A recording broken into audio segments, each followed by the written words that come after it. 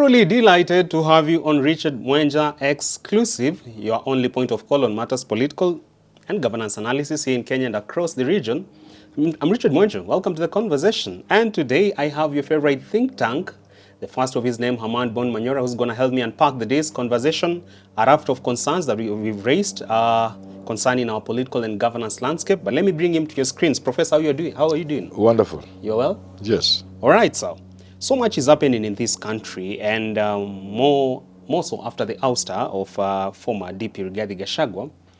And now he's a former DP, and he's come forward and say he's going to offer political direction for the people of Mount Kenya soon enough. And it begs the question, is DP Gachagua still a factor outside office? Of course. Why not? So Uhuru is not the president. You think he's not a factor because he's not the president?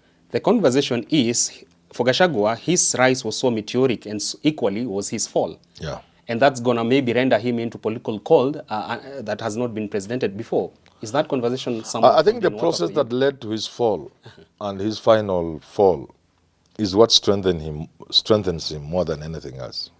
It does? Yeah, because if you are just elected and you lost an election, you'll still be relevant, but not maybe as relevant as you would be if people perceived you are persecuted by other people who are not from your place.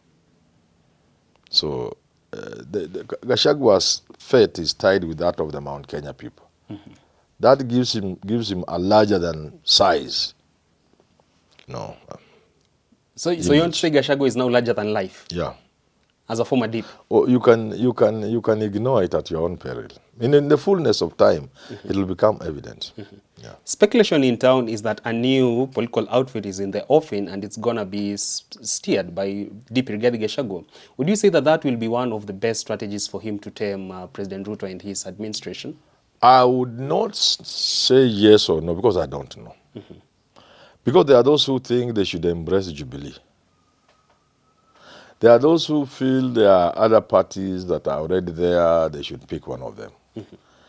Now, like you say, maybe there are again those who think for Gachagua to remain relevant and to be the king, he cannot enter a small house, he cannot enter somebody's party, so he will have to form one.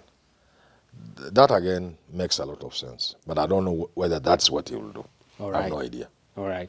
So before we progress with this program, let me bring you to speed with an invitation for you to partner with us through advertisement. We are the biggest political and governance YouTube channel in Kenya, boasting of over 187,000 subscribers, a first of its kind in Kenya's digital landscape. And not just that, over the last 28 days, we've recorded a whopping 3 million total viewership from our programs that have aired over the last 4 weeks, with a total impression of over 27.4 million. By that, I mean those who've engaged with our content in one way or the other. Remember, these are key metrics that will certainly help your business grow in record time. So do this. How about you engage us via the numbers displayed at the bottom part of your screen, and certainly we shall give you value for your money. Professor, from the Western Bloc, we have seen Governor Natembeya come forth and say, for anyone in Western Kenya who is looking at Moses Wetangula and Musalia Mudavadi political direction, they are lost flock. And it begs the question, is it that Natembeya believes he is the only person, him and Eugene Wamalwa, who can give direction for the people of Mount Kenya when it comes to 2027 Western politics? Kenya? Yeah. No, he's making a valid point. He's saying Gachagua goes out, Musalia has not been made deputy. Wetangula has not been made deputy. And he looks at 2027 and he has heard Mudavadi say, Ruto is unstoppable in 2027. Which means none of them are opposing Ruto in 2027. And then he looks at the political landscape and the selection of Kindiki as opposed to any of those two. And he concludes that it's most unlikely any of them will be picked by Ruto in 2027 as running mate. So what is he left with? He's left with the conclusion that Mudavadi wants to live with a promise or a rectangular. That you know what? Now I have given to Kindiki because he comes from Mount Kenya. Then you get to 2027, they are told, you see what? Wacha uyachu kwetu. Our time is coming. Wacha tu 2032 we support you. That alone is foolish. So I support Wetangula. So this hope from That alone, because if somebody wants to support you, they must start early enough.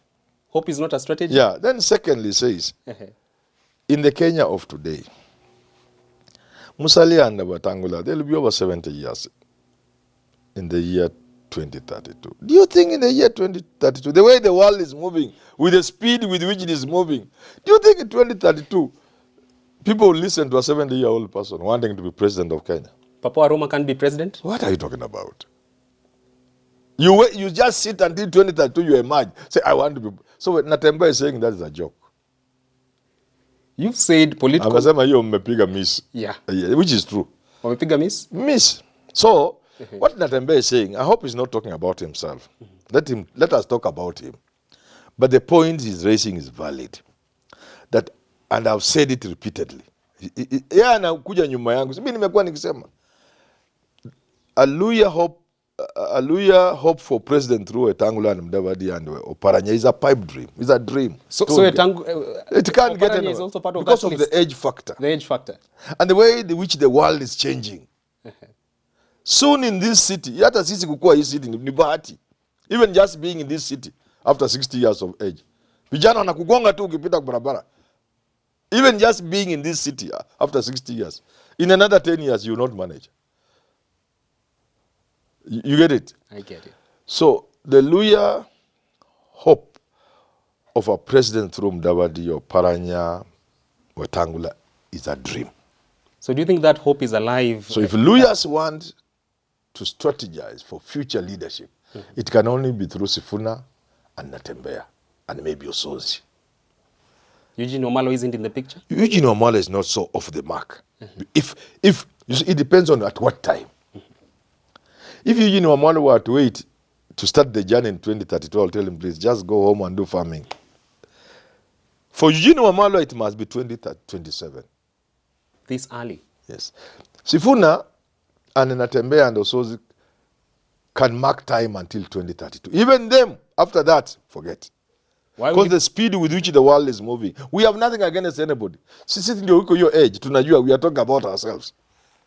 You get it? The world is moving so fast. Unless you have something special like Raila, where age, those other factors...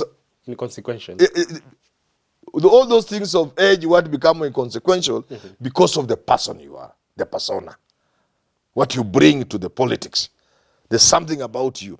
So, Kalonzo, if he doesn't get this thing in 2027, he should also just go to Seikulu and look after goats and rear a few chicken.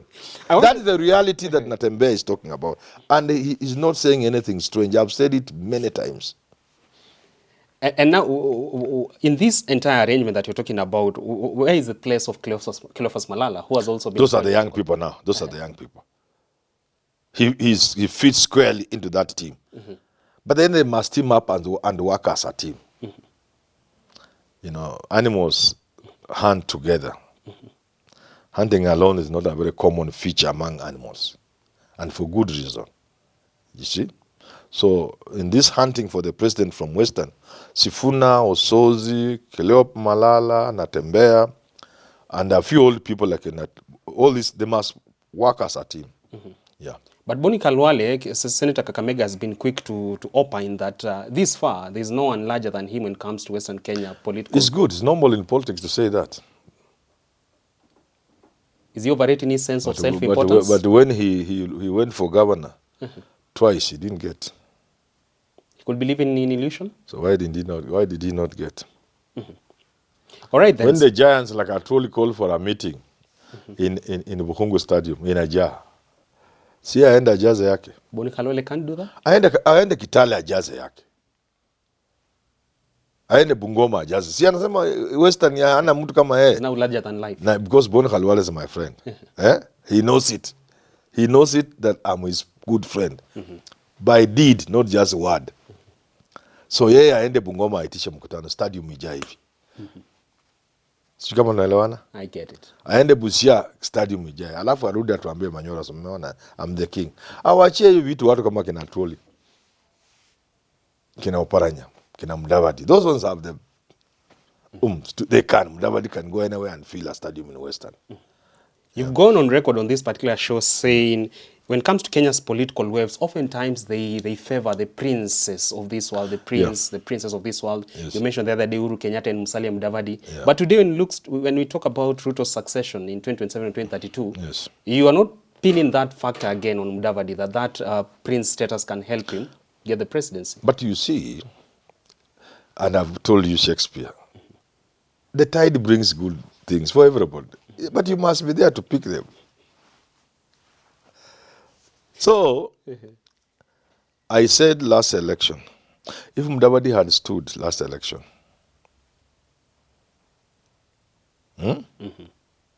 or if he had stayed with Raila, he would have been assured of the presidency.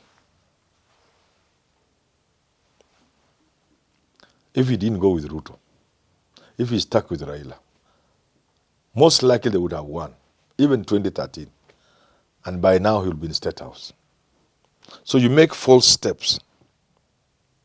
There's nothing that can happen to you. 2027 is your year, Musalia Mudavadi. If you wait for 2032, my friend, it is too late. It cannot work. It will require a miracle. So I was saying, but you must place what I was saying in context. Kenyan's politics is sometimes not for the dramatic. Otherwise, Raila would have been president many times over.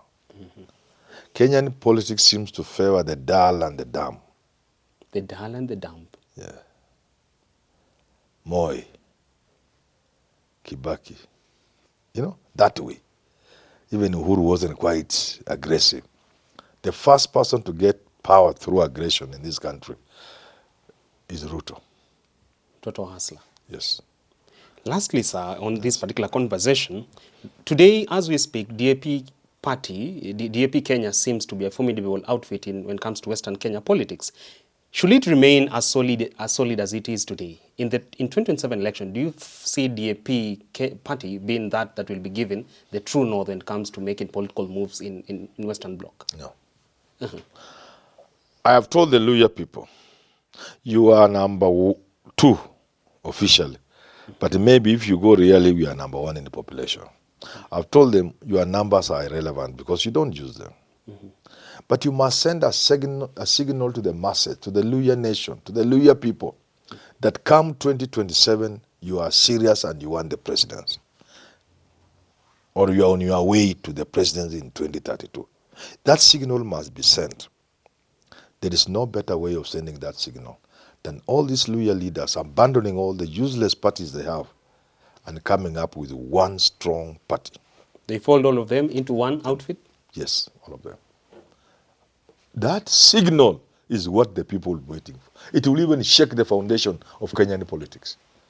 That Ford Kenya is no more. ANC is no more. DAP is no more. And a few other joker parties around there. That alone, the Mlembe Declaration, at Bukungu Stadium. the Mlembe Declaration, that henceforth we are all going to work under Ford Kenya as one party, perhaps the party of Jaramogi Oginga Odinga, the party of Masinde if he had not died, the party of Wamalwa Kijana, all of us.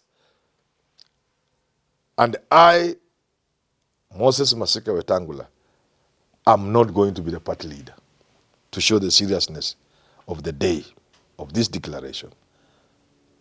That will give Mount Kenya a run for their money. We have numbers, my friend. The numbers we have, I believe we are more than the Mount Kenya people. Much as census showed otherwise. Yeah, they're not the entire Mount Kenya, the Kikuyu. The Luyas are more than the Kikuyus. But that journey starts today. It must start on a particular day. It sends signals to the country. When that happened, there won't be a Luya beyond 18 who won't register to vote.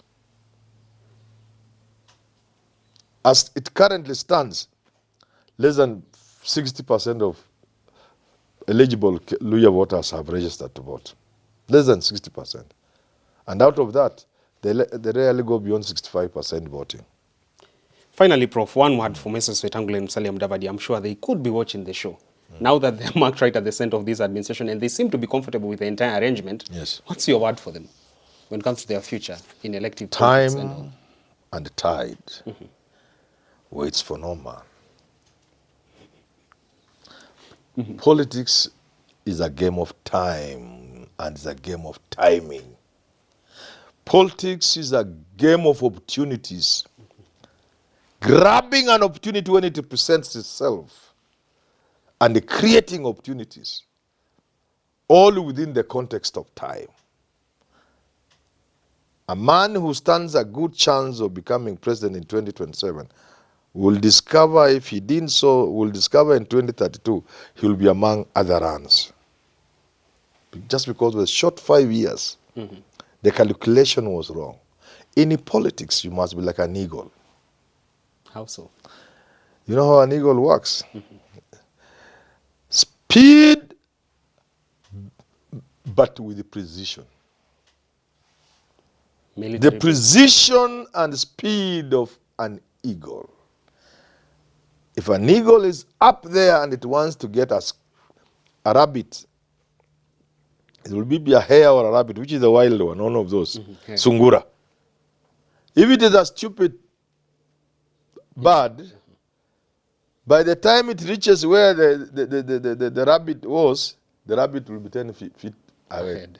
So the eagle calculates as it lands, and also the kingfisher. It calculates, it doesn't come like this. It calculates by the time the rabbit gets there. Trigonometry. That is how politics works. So if you are Mudavadi, Prime CS. or Papa or Roma, and you are waiting, Ruto is telling you he will give you in 2030. How much power will Ruto have in 2032? You could have outlived your usefulness by then. Even Ruto himself may not have the power to give you anything. So make your own calculations. Be proactive. Ask yourself, which is the best deal for me? The deal of being promised is the deal I always tell Mudavadi, please. It really works in politics. Living on borrowed hope. Being promised things, it never works. Make your own calculation. Your calculation in 2013 was wrong. It gave you less votes than spoiled votes. Number 1 was Uhuru Kenyatta. Number 2 was Raila. Number 3 was spoiled votes. Number 4 was Mudavadi. Wrong calculation. Yet, not for the numbers, for the optics and for the psychology part of it, if he had remained with Mudavadi, with Raila, I very much doubt Uhuru would have become president. Ditto 2022, same. If he had not left Raila, they would have won the election. Time waits for no man. At that point, take the show to a wrap. Thank you so much for tuning in. Engage us through the numbers at the bottom part of your screen. Those are numbers that you can reach out to us through if you want to partner with us, because this far we definitely are going to give you value for your money. And we premise that promise on our key metrics. This far, we are the biggest political and governance YouTube channel in Kenya, boasting at a whooping figure of 187,000 subscribers, a first of its kind in Kenya, and also total viewership over the last 4 weeks that has surpassed 3 million mark. Total impressions this far over the last 28 days of over 24.7 million. That is reactions from the programs that we've uploaded on the channel. So certainly, those are just part of the main statistics about our outfit here as Herman Manyora YouTube channel. There's more to that. When you reach out to us, we'll give you an entire catalog of our analysis so that you can see whether we indeed are solid enough to give you value for your money. Advertise with us today and even the day after. Until then, do enjoy the rest of your viewing.